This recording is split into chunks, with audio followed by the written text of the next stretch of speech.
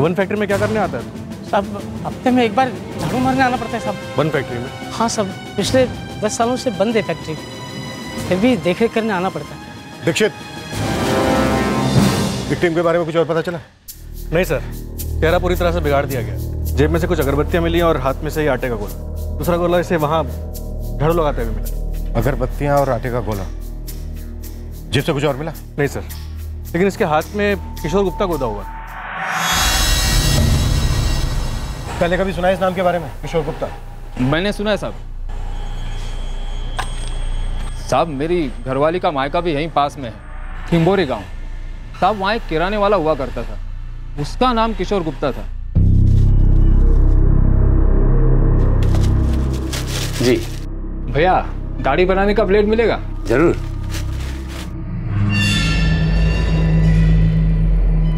Gupta ji, single use वाली देना। बड़ी तेज नजर है आपकी। हाथों पे लिखा हुआ नाम पढ़ लिया हवलदार साहब आपने? हाँ, अरे मुझसे ज्यादा तो आपकी नजर तेज है गुप्ता जी। आज तो मैंने वर्दी भी नहीं पहनी, फिर आपको कैसे पता कि मैं पुलिस में हूँ? भाई बलदेव के दामाद हो, इसका मतलब पूरे गांव के दामाद हो। और फिर मुझे तो सबकी खबर रखनी ही पड़ती है, काम ही ऐसा है ना। साहब ये किशोर गुप्ता बड़ा ही खुश मिजाज किस्म का आदमी था। और कुछ जानते हो इसके बारे में? ज्यादा नहीं साहब, पर इतना जानता हूँ कि काफी पूजा पाठी आदमी था। और सुना है इसका एक बेटा और एक बेटी भी है, पत्नी नहीं है। वहीं गांव में रहते हैं। ठीक है, बुलाओ उनको। जी साहब।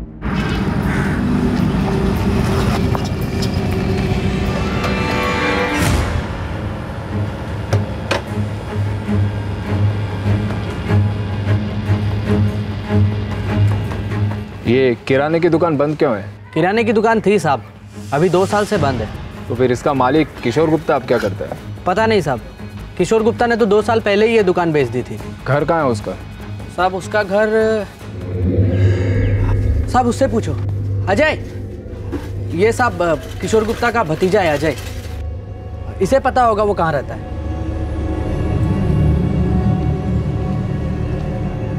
किशोर गुप्ता के भतीजे हो? हाँ साहब। उसका एक बेटा और एक बेटी भी है ना? हाँ साहब है। क्या हुआ?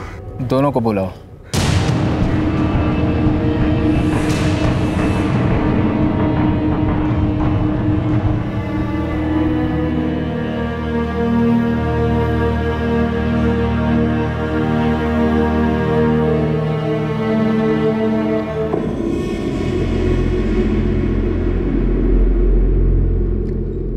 चेहरा काफी बिगड़ चुका है, हो सके तो हाथ का गोदना देखकर पहचानने की कोशिश करो।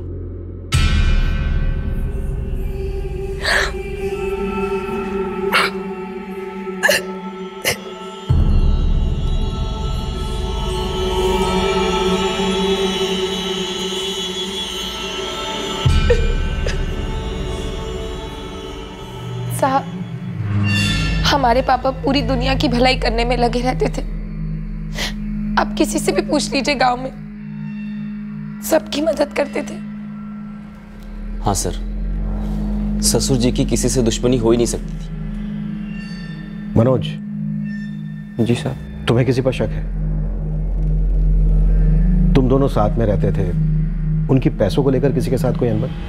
नहीं साहब, सब कुछ ठीक ठाक ही चल रहा था। देखो, पोस्टमार्टम रिपोर्ट आने के बाद ही तुम लोग उनका अंतिम संस्कार कर सकते हो। फिलहाल जा सकते हो, जरूरत पड़ी तो फिर से बुलाएंगे। जी सर।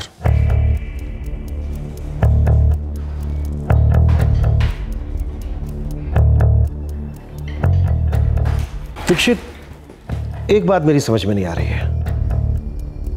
कोई आदमी जेब में अगरबत्ती और हाथ में आटे का गोला लेकर क्यों घूमेगा? सर लास्ट लगभग 4-5 दिन पुरानी थी। आदमी भी अपने घर 4-5 दिनों से नहीं गया था। इसके घर वालों को उसकी फिक्र नहीं हुई। क्या हुआ, कुछ कहना है?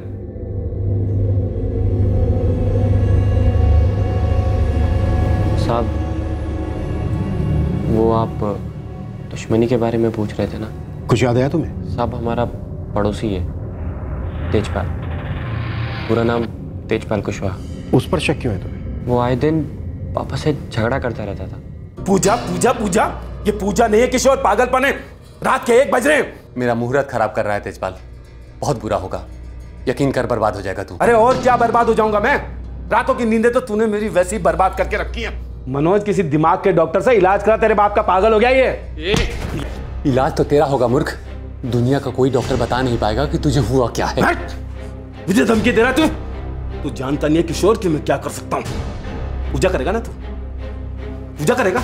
चल एक बार और पूजा कर। तुझे हमेशा के लिए तेरे उसी भगवान के पास पहुंचा दूंगा मैं।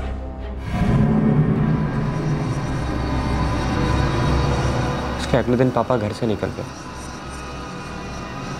और फिर आज हमें उनके बारे में मालूम चला। कितने दिन पहले की बात है? करीबन 5 दिन पहले। मनोज, 5 दिन से तुम्हारे पापा घर वापस नहीं लौटे। तुमने मिसिंग कंप्लेंट दर्ज क्यों नहीं करवाई? सर, मेरे पापा काफ़ी धार्मिक किस्म के इंसान थे। वो अक्सर ऐसे ही निकल जाया करते थे, कभी जंगल तो कभी तीर्थ यात्रा पर, और हमेशा वापस भी आ जाते थे। तो हमें लगा कि हमेशा की तरह वापस आ जाएंगे, इसलिए हमने कोई कंप्लेंट नहीं लिखाई। ठीक है, हम इस तेजपाल से पूछताछ करेंगे। अभी तुम जा सकते हो। वैसे मनोज, तुम्हारे पापा जब रात को 1-1 बजे तक जोर जोर से पूजा करते थे तो तुम कैसे सो पाते थे? तुम्हें तकलीफ नहीं होती थी? साहब, कभी कभी तकलीफ की आदत हो जाती है। अब पता नहीं इस खामोशी में कैसे सो पाऊंगा। सर, पोस्टमार्टम रिपोर्ट है। मौत लगभग 5 दिन पहले हुई थी। गला घोट के मारा गया, उसके बाद पत्थर से चेहरा बिगाड़ दिया गया ताकि विक्टिम को कोई पहचान ना सके और कातिल को भी। दीक्षित, इस तेजपाल कुशवाहा से मिला हो। अधेड़ उम्र का किशोर गुप्ता देर रात को पूजा पाठ करता था, एक हफ्ते घर से गायब रहता था, जिसकी किराने की दुकान पिछले 2 साल से बंद थी और जिसकी लाश के हाथों में आटे के गोले और जेब में अगरबत्तियां पाई गई थी। इस व्यक्ति को आम साधारण आदमी तो कहा नहीं जा सकता था, और जाहिर है कि यह मर्डर भी आम साधारण जुर्म नहीं था। पुलिस का पहला सस्पेक्ट था एक पड़ोसी जो किशोर गुप्ता के पूजा पाठ से बहुत परेशान हो गया था, तेजपाल कुशवाहा।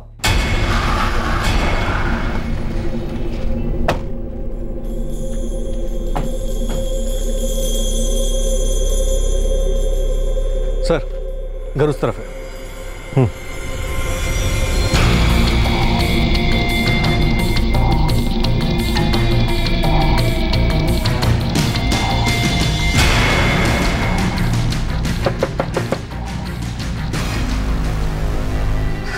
जी, तेजपाल कुशवाहा है घर पे? है। सुनिए,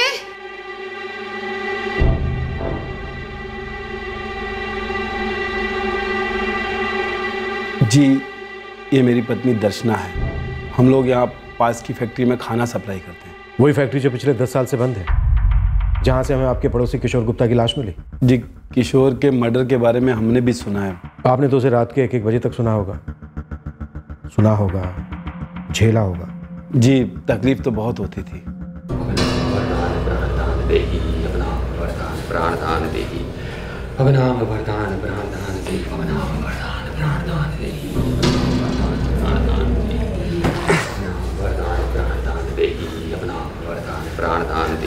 जी करता है कि तकिया ले जाके ना उस किशोर के ना मुंह में ठूस दूं मैं। अरे आप भी तो कुछ नहीं कहते हैं उसे, ना कुछ करते हैं, और फिर 8 बजे तक सोते रहते। मुझे तो 4 बजे उठना है, आटा गूंदना है। ये पागल आदमी मेरे दिमाग का आटा गूंद रहा है। साहब, हम इतने परेशान थे कि पूछो मत। मैंने कई बार जाकर किशोर को समझाने की कोशिश भी की, लेकिन वो एक पागल किस्म का आदमी था। 5 दिन पहले 19 सितंबर की रात को आप कहाँ थे? 19 सितंबर? हाँ साहब, 19 सितंबर को तो हम लोग एक रिश्तेदार की शादी में भोपाल गए थे। 19 की रात को आप वहां पर थे, इस बात का कोई सबूत है आपके पास?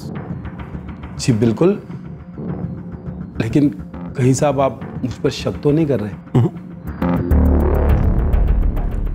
कर नहीं रहा हूं, हो गया है तेजपाल। शक करने लायक तो वो आदमी था साहब, उसका दिमाग नहीं ठीक था और नजरें भी।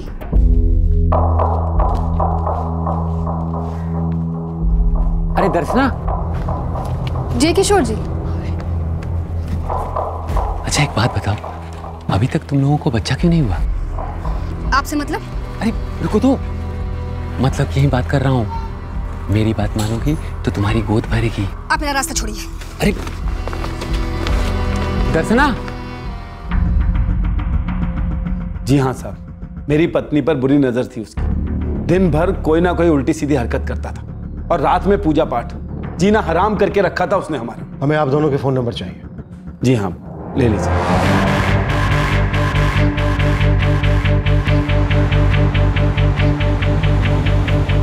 दीक्षित, दोनों के फोन रिकॉर्ड्स मिलवाओ। ऑलरेडी रिक्वेस्ट डाल दी है सर। तेजपाल की बीवी दर्शना आटा गूंद रही थी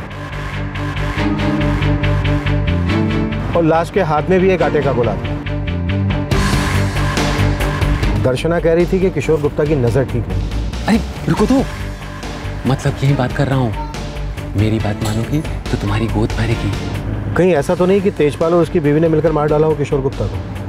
सर देखा जाए तो तेजपाल और दर्शना के पास काफी वजहें थी किशोर को मारने की। अपने खबरियों से कहो कि इन दोनों का कच्चा चिट्ठा निकालें और उस फैक्ट्री में भी पता करो जहां इनके घर से खाना जाता है। कोई कसर मत छोड़ो।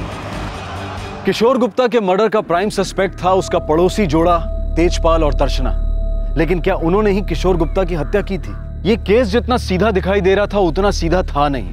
कई और काले राज अभी सामने आने बाकी थे। सर, दर्शना और तेजपाल के फोन रिकॉर्ड्स मैंने चेक किए। शक करने जैसा कुछ भी नहीं है। 19 तारीख को लोग वाकई में भोपाल में ही थे। किशोर गुप्ता का मर्डर गला घोट कर किया गया। मतलब एक सुपारी किलिंग तो नहीं हो सकती। मर्डर करने के बाद उसका चेहरा पूरी तरह से बिगाड़ दिया गया ताकि शिनाख्त ना हो सके। कौन हो सकता है जो किशोर गुप्ता से इतनी नफरत करता हो?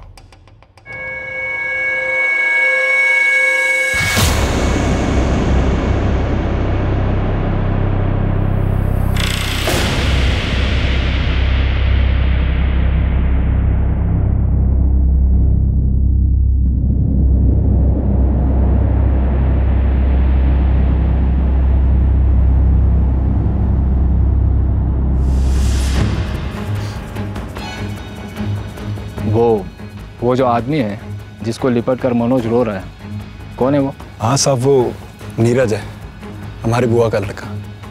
वो और मनोज साथ में फैक्ट्री में काम करते हैं।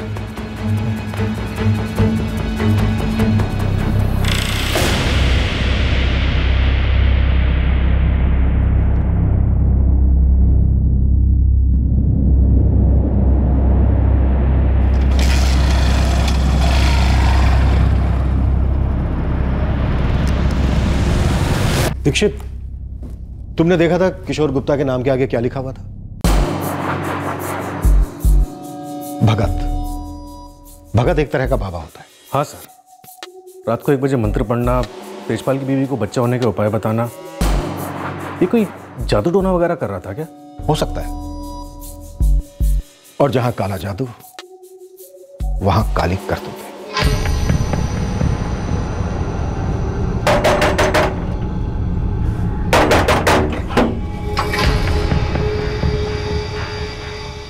मनोज, तेजपाल ने तुम्हारे पापा को नहीं मारा है।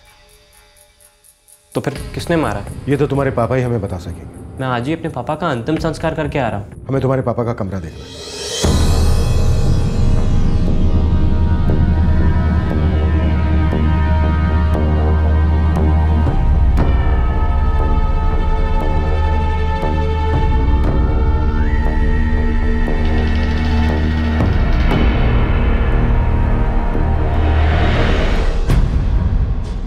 क्या ये सब? साहब, आपको पता था कि पिताजी काफी पूजा पाठ करते थे। कैसी पूजा? किसकी पूजा? उन्हें शक्ति चाहिए थी। शक्ति? कैसी शक्ति? वही शक्ति जो कि इंसानों के पास नहीं होती। ऐसी शक्ति जिससे कुछ भी किया जा सकता है और कुछ भी कराया जा सकता है।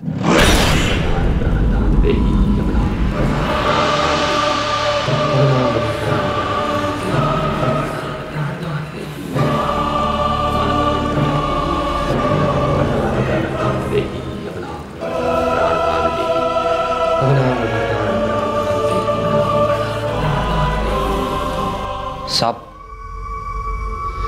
मेरे पापा तांत्रिक थे।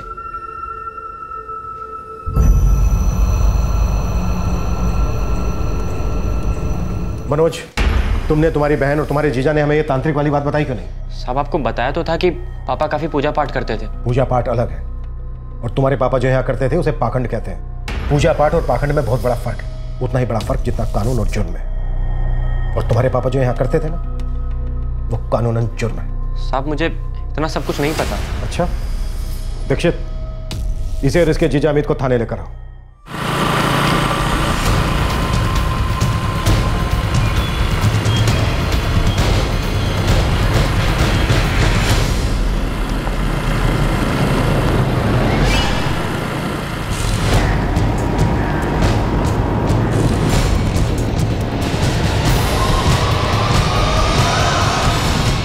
तुम्हारे पापा ने झाड़ फूंक का काम कब से शुरू किया? साहब 4 साल पहले तक सब ठीक ठाक था। दीदी की शादी होने वाली थी और पापा काफ़ी परेशान थे। मैं सब बाद में दे दूंगा, ठीक है? मनोज, आज से किसी को भी उधार मत दे। और देख, ये जितने खाते हैं ना, सबके घर जा और नगद लेके आ। वैशाली की शादी है, बहुत खर्चे हैं बेटे। जी बाबा। और थोड़ी देर अकेले दुकान संभाल, मैं जरा मंदिर होके आता हूँ।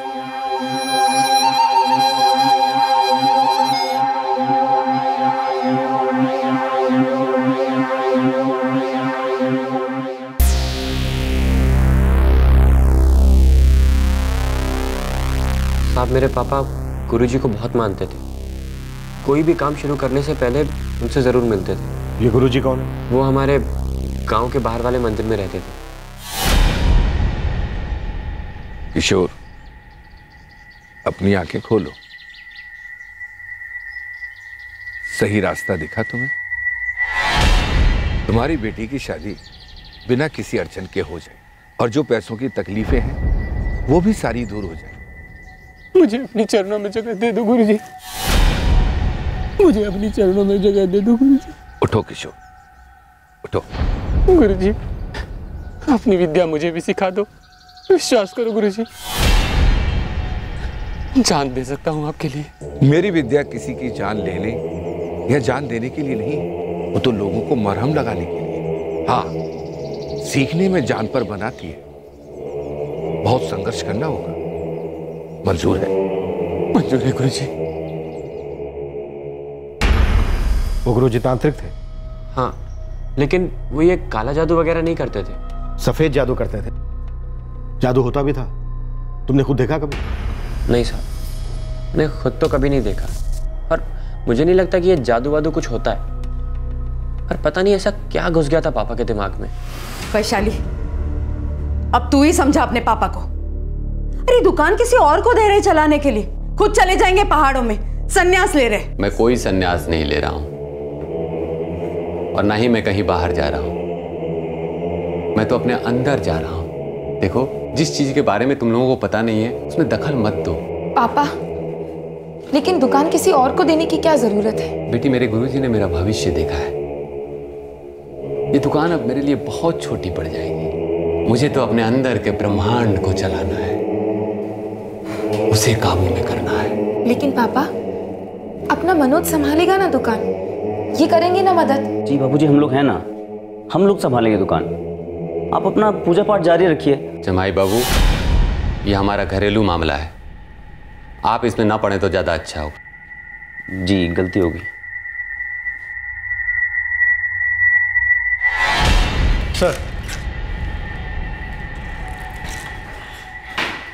अमित, तुम्हारे ससुर जी को लगता था कि तुम उनके घरेलू मामले में दखल दे रहे हो। सर, मुझे पता है कि आप लोग क्या सोच रहे हैं, लेकिन मैं आपको बता दूं कि मुझे पापा जी की बात का बिल्कुल बुरा नहीं लगा था। पर अच्छा भी तो नहीं लगा होगा ना? कत्ल की रात तुम कहां थे अमित? सर, आप लोगों को लगता है कि मैंने सवालों के जवाब दिए जाते हैं अमित चंदेल, जवाब में सवाल नहीं किए जाते, वो भी खास करके पुलिस थाने में।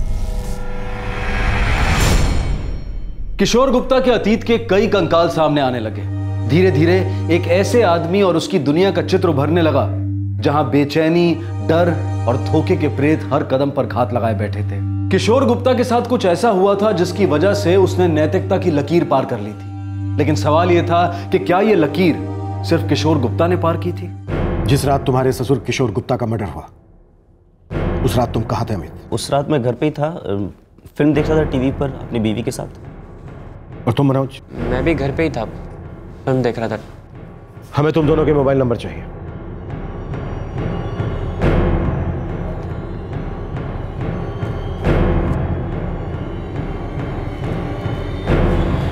किशोर गुप्ता की पैसों को लेकर किसी के साथ कोई अनबन हुई थी? नहीं साहब। अरे हुई थी ना। किससे? वो दूसरे वाले बाबा के साथ। हाँ साहब, एक बाबा थे। ये दूसरे बाबा कौन थे? सब उन्हें विभूति बाबा बुलाते थे। बड़े ही अजीब किस्म के इंसान थे। उन्होंने ही मेरे पापा का दिमाग घुमा दिया था।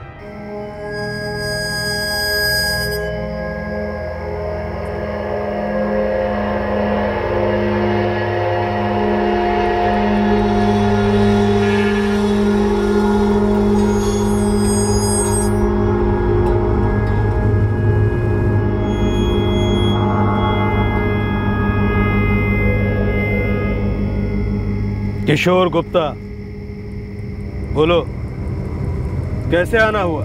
आपने मुझे पहचान लिया? जब भक्त गुरु के लिए तैयार हो जाता है तो गुरु उसे पहचान लेता है। तुम मेरी शरण में आए हो, है ना? आपके बारे में काफी सुना है मैंने, इसीलिए आपके पास आया हूं। 3 शर्तें हैं, 2 बड़ी आसान है, एक बहुत मुश्किल। क्या शर्त है बाबा? ये आदमी जो यहां से अभी गया, हाँ, कोई बहुत बड़ा अमीर आदमी लग रहा था। हमारे लिए बहुत छोटा आदमी। हाँ, दक्षिणा बहुत बड़ी देगी, अपने आप में बहुत छोटी सी चीज, पर हमारी विद्या के लिए बहुत जरूरी है। पहली शर्त, मेरी शरण में आने के बाद तुम इस विद्या की शिक्षा किसी और से नहीं लोगे। और दूसरी शर्त बाबा? मुझसे जो सीखोगे वो तुम्हें इतनी ताकत देगा, ऐसी ऐसी आत्माएं तुम्हारे हाथों में कैद होंगी कि तुम खुद हैरान हो जाओगे। हीरे बरसेंगे गुप्ता, हीरे। पर शर्त क्या है बाबा? पहले ये बताओ, तुम मुझे गुरु दक्षिणा में क्या दोगे? आप जो हुक्म करें। 1 लाख। 1 लाख? ये जो विद्या मैं तुम्हें सिखाऊंगा, उसमें लगने वाली सामग्री इतनी सस्ती नहीं मिलती। उसे लेने के लिए मुझे बहुत दूर तक जाना पड़ेगा। इतनी आसान शर्त पर इतना क्यों सोच रहे हो गुप्ता? अगर विद्या नहीं लेना चाहते तो वापस चले जाओ अपने गुरु के पास। नहीं नहीं बाबा, मैं आपको नाराज नहीं करूंगा। दूंगा 1 लाख रुपए, दूंगा 1 लाख। और आखिरी शर्त बाबा? वक्त आने पर सबसे कीमती चीज भेंट देनी होगी, पैसों से भी ज्यादा कीमती। वो क्या है बाबा? बलिदान। मंजूर है बाबा, मंजूर है। 1 लाख रुपए तुम्हारे पापा के पास आए कहां से? सब विभूति बाबा को पैसे देने के लिए पापा ने दुकान बेच दी। कितने में? सर 2 लाख में। और हमें बताया तक नहीं। है ना? तू भी देख ले एक बार। हाँ। ये क्या है? पैसे हैं 1 लाख, रख ले। 1 लाख? ये कहां से आए? किसने दिए? मैंने दुकान बेच दी। 1 लाख रुपए में अपने दुकान बेच दी? दुकान बेच दी? क्यों? 1 लाख में नहीं, 2 लाख रुपए में बेची है। 1 लाख रुपए विभूति बाबा का गुरु दक्षिणा। अब देखना गंगा, हीरे बरसेंगे हीरे।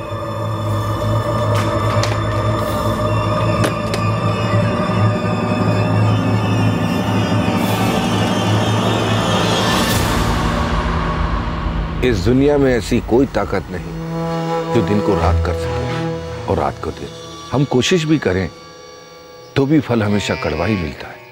तू उस दिशा में मत जा गुप्ता, विनाश है वहां। गुरुजी, मैंने ये फैसला ले लिया है। मुझे वो ताकत चाहिए, किसी भी कीमत पे। सबसे बड़ी कीमत तो तू जानता ही है ना। फिर भी जाएगा? जाऊंगा गुरुजी। पापा ने विभूति बाबा को 1 लाख रुपए दे दिए और फिर उनकी शिक्षा शुरू हुई। दक्षिणा पूरे 1 लाख है बाबा।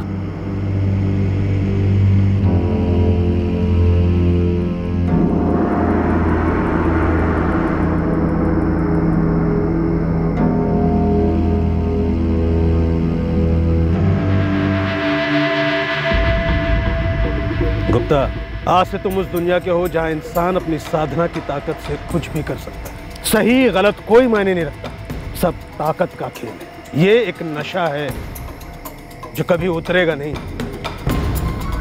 तैयार हो? तैयार हूं बाबा।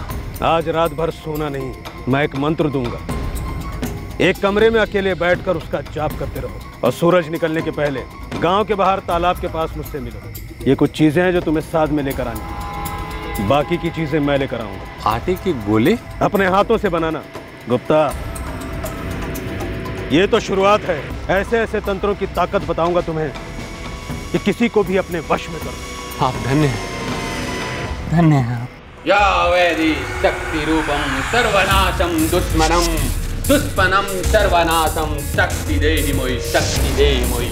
दुष्मनं पापनाशं शक्ति मोहि मातृभवं शक्ति देहि मोहि शक्ति देहि मोहि दुष्मनं पापनाशं शक्ति मोहि मातृभवं झटपट शक्ति देहि मोहि शक्ति देहि झटपट पापनाशं दुष्मन्नाशं शक्ति देहि मोहि शक्ति देहि मोहि शक्ति देहि या देवी शक्ति देहि मोहि शक्ति देहि मोहि शक्ति देहि मोहि ब्रह्म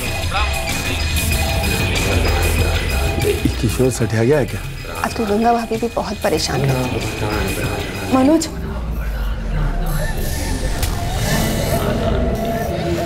मत जा, बहुत डर लग रहा है मुझे। क्या हो गया मेरे पापा को? उस रात हम बहुत डर गए थे। पापा वो डरावने मंत्र इतने जोर जोर से बोल रहे थे कि पूरी रात ना तो वो सोए और ना हमें सोने दिया, और फिर अगले दिन सुबह होते ही निकल गए।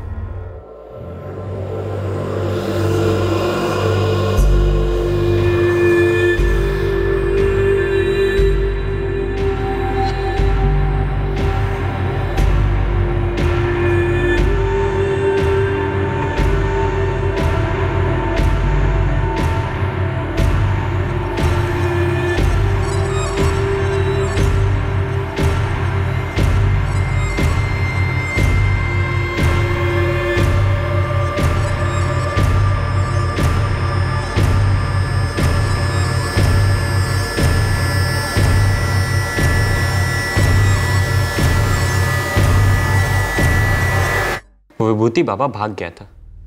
वो पाखंडी मेरे पापा को 1 लाख का चूना लगा गया। पापा एकदम सदमे में चले गए थे। उनकी हरकतें और अजीब होने लगी।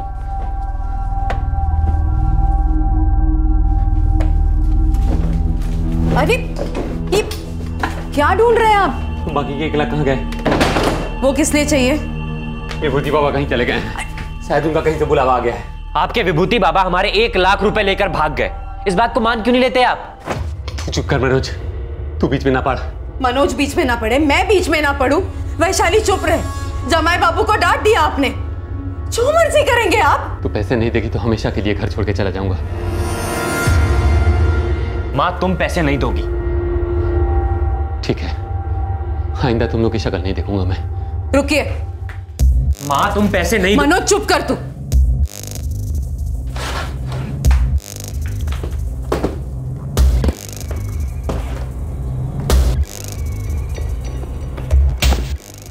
लीजिए। गंगा, अब देखना तुम, विभूति बाबा के आने के पहले ये विद्या मैं खुद सीख लूंगा। हीरे बरसेंगे, हीरे बरसेंगे गंगा। दुकान बिक गई। घर में जो पैसे थे वो भी पापा लेके चले गए। अब हमारे खाने के लाले पड़ गए थे, लेकिन पापा को हमारी कुछ नहीं पड़ी थी। उन्हें अभी भी अपनी विद्या की पड़ी थी।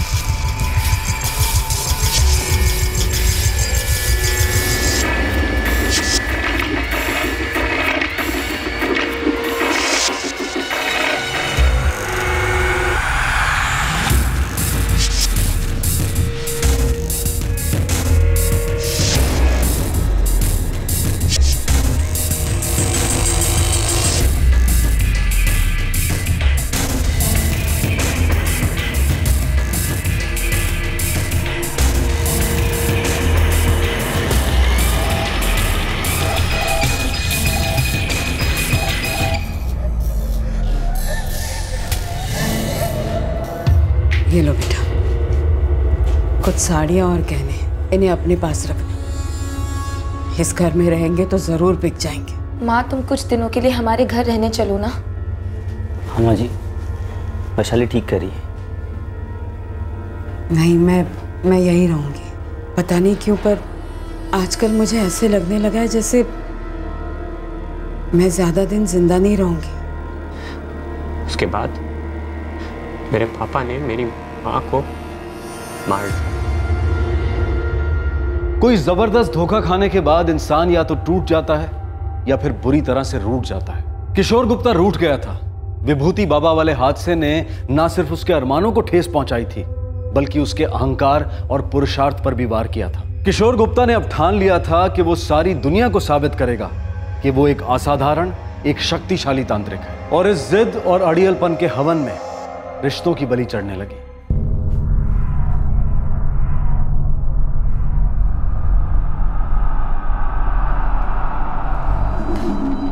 पापा, आप अपनी पूजा वगैरह चालू रखिए, लेकिन माँ को इस वक्त डॉक्टर की जरूरत है। उनकी हालत तो देखिए, कितना तेज बुखार है। पापा, माँ पानी तक की उल्टी कर रही है। गंगा, मुंह खोलो। दवाई का वक्त हो गया है। पापा जी, माँ जी का पूरा बदन पीला पड़ गया है। इनको पी लिया हुआ है शायद। तुरंत अस्पताल लेके जाना चाहिए।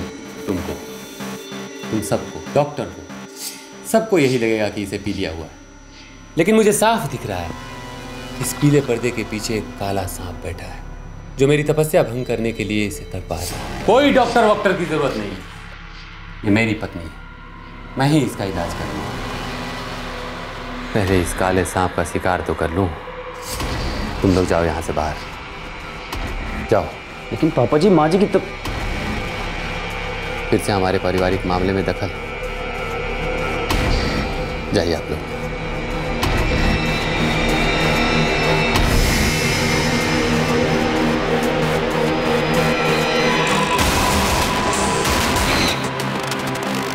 अजय, कैसे समझाएं पापा को?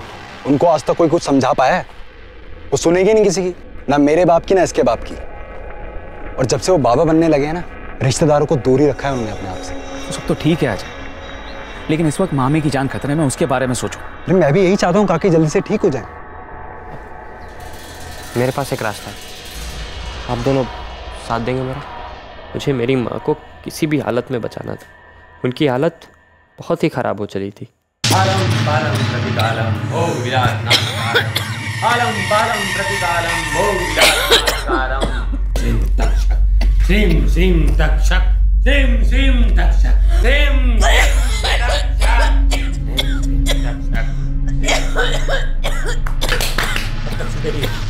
कब तक छुपेगी तू? बाहर निकल। तुम मेरे घर में घुसने की कोशिश की है, अब तेरा मौत तेरे सामने खड़ा है चुड़ैल। बाहर निकल, निकल बाहर।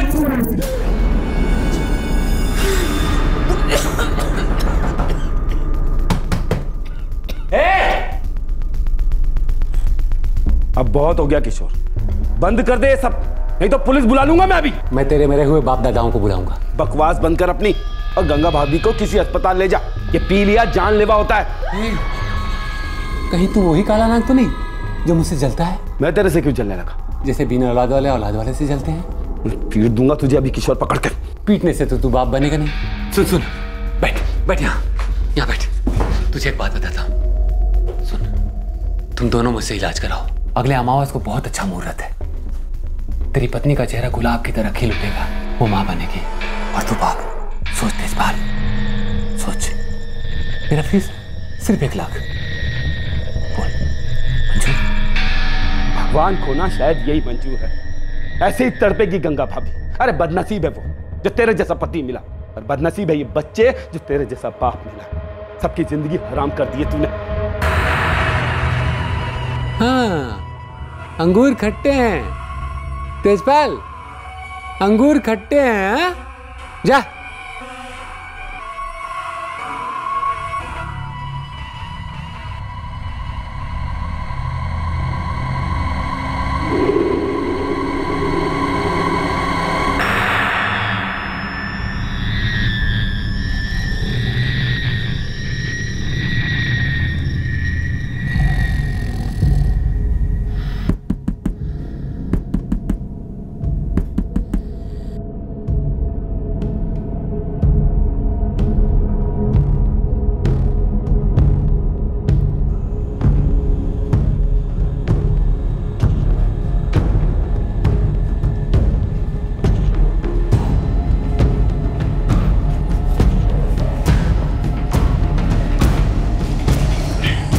रुको।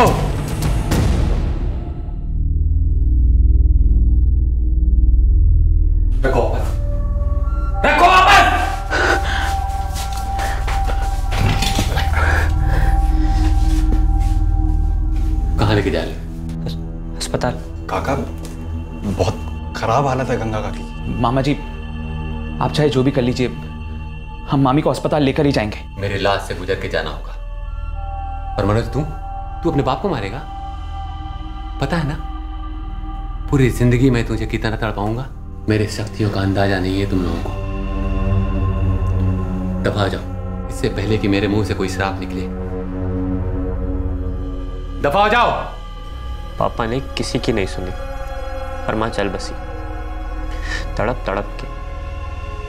हाँ सर, पापा जी में कोई बदलाव नहीं था, वो जैसे के तैसे थे, अपनी दुनिया में मगन। पापा दरवाजा खोलिए। पापा माँ जा चुकी है। पापा पापा पापा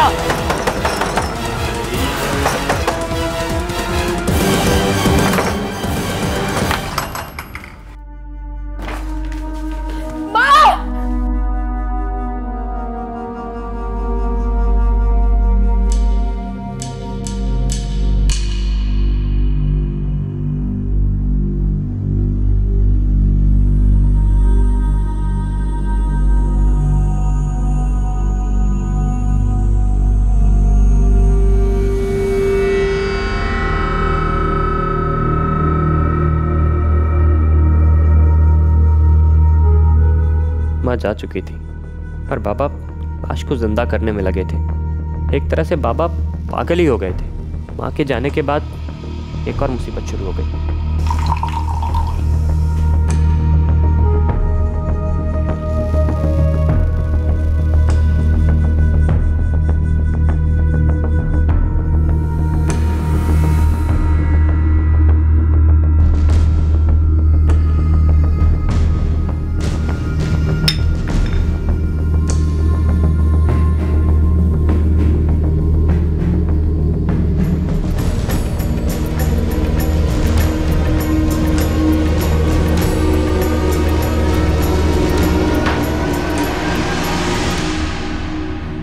मनोज, शायद तुम्हारी मां के जाने के बाद तुम्हारे पापा सदमे में थे, उन्हें पछतावा हो रहा था। ऐसा कुछ नहीं था साहब, वो सिर्फ अपने बारे में सोचते थे।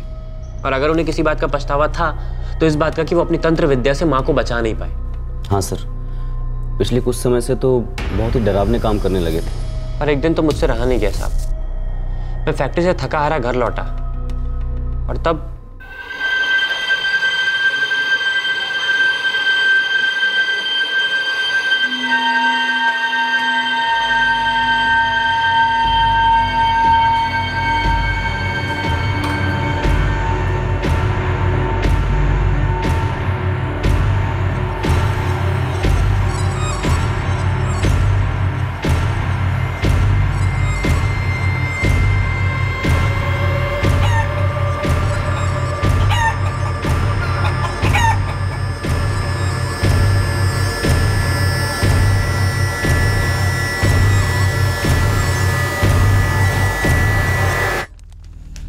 पापा आप अपनी ये बकवास बंद करेंगे या नहीं? बेटा जिसे तुम बकवास कह रहा है वही तुम्हें एक दिन राजा बनाएगा। सारी दुनिया तुम्हें तांत्रिक किशोर बाबा के बेटे के नाम से जानेगी। पापा मुझे ये सब कुछ नहीं चाहिए। मुझे तो मेरे बस वही पुराने पापा चाहिए जो कि सबकी मदद करते थे, कोई बिना किसी जादू टोने के। बेटा मैं वही पापा हूं। तुझे इस बात का अंदाजा नहीं कि मेरे साथ क्या क्या हो रहा है, कैसी कैसी शक्तियां मेरे अंदर आ रही हैं। पापा आप ये क्या बकवास कर रहे हैं?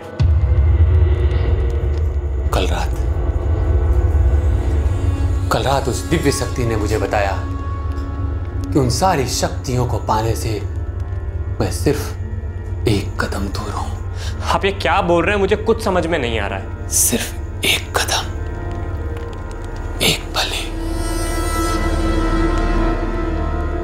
बलि? क्योंकि उन ताकतों को पाने के लिए उन सारी शक्तियों को खुश करना पड़ता है और वो शक्तियां बलि से ही खुश होती हैं। लेकिन वो बलि कोई छोटी मोटी बलि नहीं।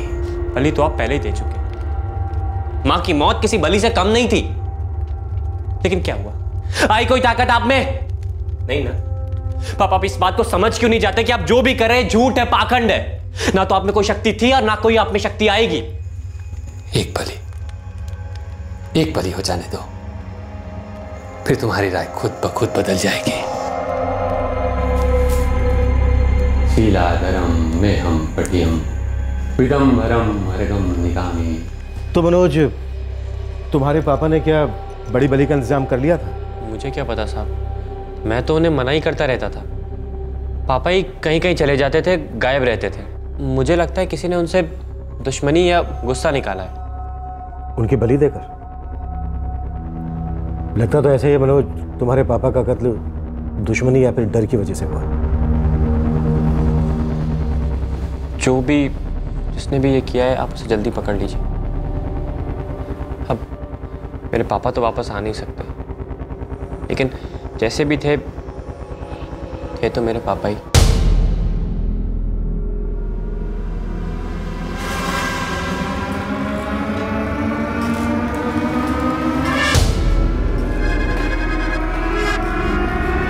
हाँ मनोज, मैं भी यही सोच रही थी, इस घर को बेच देना ही ठीक रहेगा। पता नहीं दीदी, लेकिन अभी भी मुझे रात को नींद नहीं आती, डर सा लगा रहता है। अभी डर तो लगेगा। वैसे मनोज, घर बिकने तक अगर तुम चाहो तो हमारे यहाँ आके भी रह सकते हो। मैं भी यही कहने वाली थी, तो आज ही आ जा। सर, ये फोन रिकॉर्ड। दीक्षित, ये जो दो बाबा थे, एक जिसने गुप्ता को विद्या सिखाई और दूसरा जिसने उसको धोखा दिया, गुरुजी और विभूति बाबा सर। अपने खबरियों को एक्टिव करो और इन दोनों बाबा को ताबे में ले लो। हो सकता है इन दोनों बाबा का हाथ हो गुप्ता के मर्डर में। सर, शायद इन बाबाओं की इन्वॉल्वमेंट हो, पर एक बार ये फोन रिकॉर्ड देख लीजिए।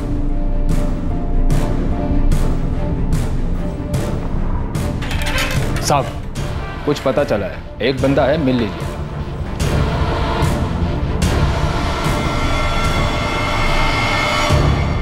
पुलिस इस केस को क्रैक करने से सिर्फ एक कदम दूर थी। एक बड़ी बलि चढ़ाने की फिराक में निकले तांत्रिक किशोर गुप्ता का कातिल कौन था, यह पुलिस ने लगभग भांप लिया था, लेकिन इस कत्ल का कारण क्या था, यह अभी तक साफ नहीं था।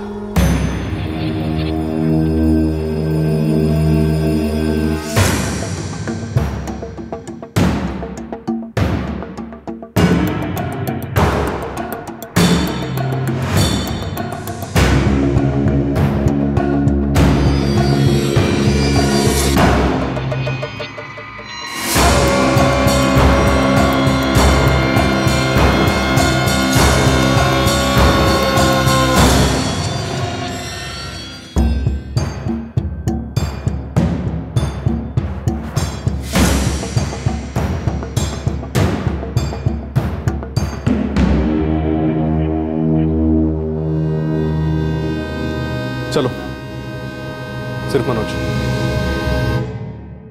मनोज, तुम्हारे पापा के सबसे बड़े दुश्मन थे खुद तुम्हारे पापा। उन्हें ज्यादा ताकत चाहिए थी। हो सकता है बड़ी बली के लिए उन्होंने खुद की जान ले ली हो। आखिरी के दिनों में तो वो इतना पीने लगे थे कि उन्हें किसी बात का होश नहीं रहता था। हो सकता है कि उन्होंने खुदकुशी की हो, पर ऐसा हुआ नहीं, क्योंकि तुम्हारे पापा की मौत गला घोटने की वजह से हुई। कोई भी आदमी अपने दोनों हाथों से अपना गला नहीं घोट सकता। पत्थर से उनका चेहरा निकाला गया। कोई भी आदमी खुद पत्थर से अपना चेहरा नहीं बिगाड़ सकता। तुम्हारे पापा खतरनाक बन गए थे। अगर वो नहीं मारे जाते तो किसी दूसरे की जान ले लेते, बड़ी बली के लिए। जी साहब, बड़ी बली का भूत तो उनके सर पे चढ़ गया था। और तुम उस भूत से इतना डरे कि तुमने खुद अपने पापा की जान ले ली। कबूल कर लो मनोज, क्योंकि तुम्हारा जोड़ीदार सब कुछ बदल चुका है।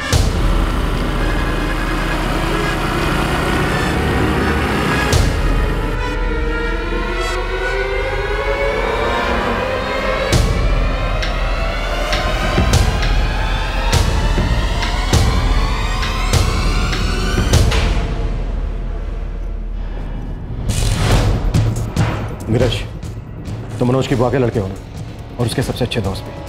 जी साहब। देखो, तुम पर भी मर्डर का चार्ज लग सकता है। नहीं साहब, मैं तो वहां पर था भी नहीं जब मर्डर हुआ था। तो फिर कौन था वहां पर? तो फिर कौन था वहां पर नीरज? मनोज था। और सिर्फ मनोज था। उसने तुम्हें वहां पर क्यों बुलाया था? किशोर मामा की लाश को ठिकाने लगाने के लिए। तुम्हारे फोन रिकॉर्ड्स कहते हैं कि कत्ल की रात तुम रॉय मिल्स कंपाउंड में थे और नीरज भी वहीं था। और एक बात, तुम रात को सोने से पहले अपनी बहन वैशाली, जीजा अमित, चचेरे भाई अजय और बुआ के लड़के नीरज को फोन करते थे हर रोज। करते थे या नहीं? जी। और वो तुम इसलिए करते थे क्योंकि तुम डरते थे।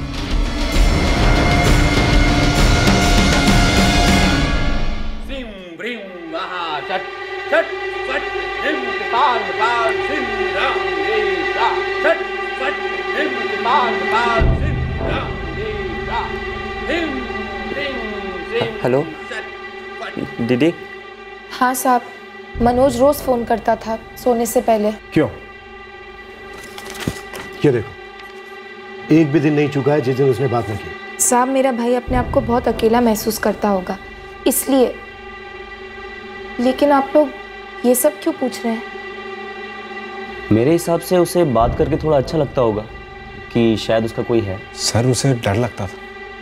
किस बात का डर? मनोज को इस बात का डर था कि किशोर मामा उसकी जान ले लेंगे। उसे ऐसा क्यों लगता था? पता नहीं साहब, पर वो बोलता रहता था कि मार डालेंगे मुझे मार देंगे नीरज।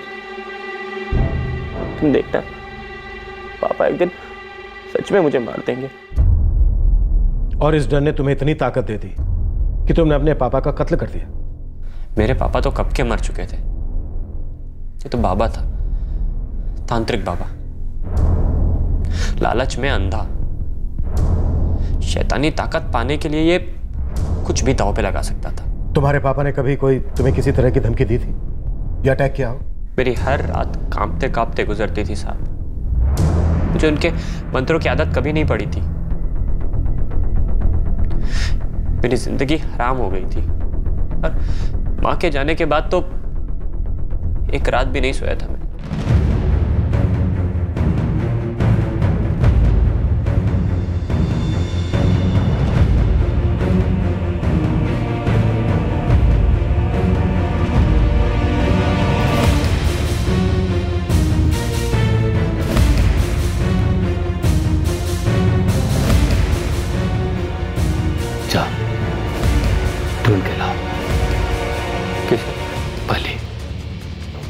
जिसे मैं बलि चढ़ा सकूं, बड़ी बलि। मैं सब कुछ नहीं करूंगा, कभी नहीं। बेटा, मुझे कोई भी चलेगा, कोई भी। बिना बलि मेरा काम अधूरा है बेटा। जा।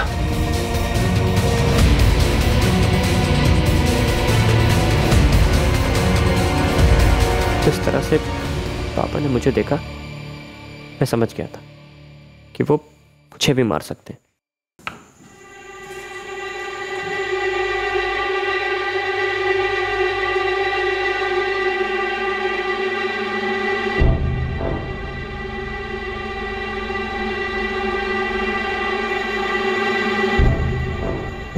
पापा, आप मेरी बलि चढ़ाएंगे? बेटा, अपने पापा से इतना प्यार करता है? नहीं, अपने आप से थोड़ा ज्यादा।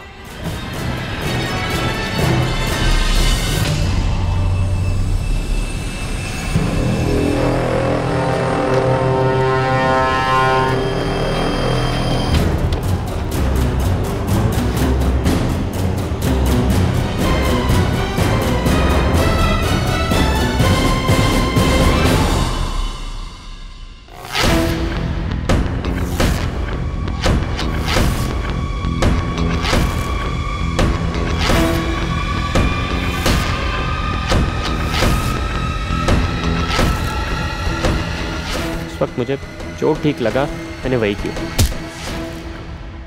मुझे लगा तेरा बिगाड़ने से कोई पहचानेगा नहीं, लेकिन ऐसा हुआ नहीं।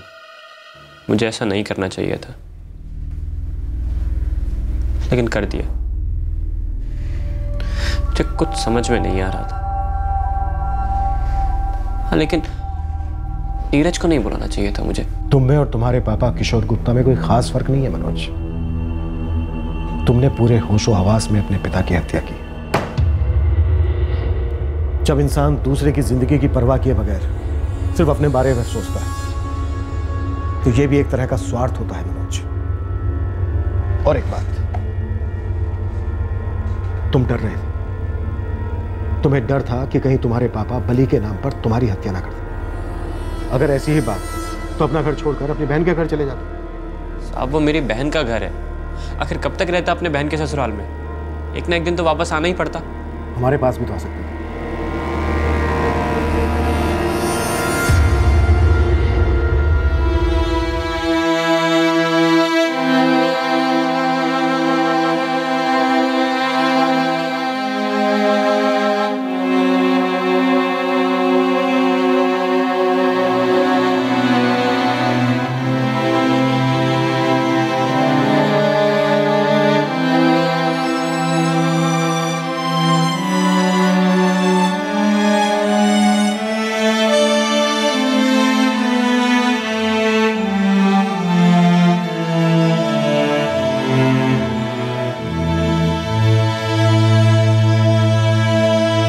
मनोज गुप्ता पर आईपीसी की धारा 302, 201 और धारा 34 के तहत हत्या, सबूत मिटाने और पुलिस को गुमराह करने के चार्जेस लगाए गए हैं। नीरज गुप्ता को भी धारा 201 के तहत गिरफ्तार किया गया है। मनोज और नीरज दोनों इस वक्त जुडिशियल कस्टडी में हैं। हम में से ज्यादातर लोग श्रद्धा और जादू टोने के बीच के फर्क को समझते हैं। कुछ नहीं तो अक्सर बेसिक कॉमन सेंस हमें इस अंधश्रद्धा का शिकार होने से रोकती है। लेकिन जब जीवन में तनाव का पलड़ा भारी हो जाता है, लालच गिरेबान को कस लेता है, तब हम में से ही कई लोगों की लॉजिकल सोच विभूति बनकर हवा हो जाती है और हम पाखंड, नौटंकी और पिछड़ेपन के दलदल में धंसते चले जाते हैं। मनचाहे रिजल्ट्स जब नहीं मिलते तो हम और धंसते जाते हैं और पहुंचते हैं जुर्म के तहखाने में। कुदरत और नियति को अपने वश में करने का प्रयास सरासर बेवकूफी है जो खतरनाक जुर्म को जन्म दे सकता है, और ऐसा आए दिन होता है। जब भी हमारे या हमारे चाहने वालों के अंदर ऐसा डर या लालच पैदा हो तो उसे एक वार्निंग, एक दस्तक समझकर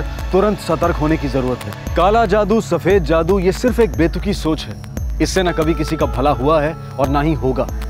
आपसे फिर मुलाकात होगी क्राइम पेट्रोल सतर्क में एक और नए केस के साथ। तब तक अपना ख्याल रखें, सुरक्षित रहें, पूरी श्रद्धा के साथ अंधश्रद्धा से लड़ते रहें और याद रखें, सही वक्त, सही कदम, सतर्क रहें। जय हिंद। क्राइम पेट्रोल के और भी दिलचस्प कहानी देखने के लिए हमारे चैनल को सब्सक्राइब करें और बेल आइकॉन दबाना न भूलें।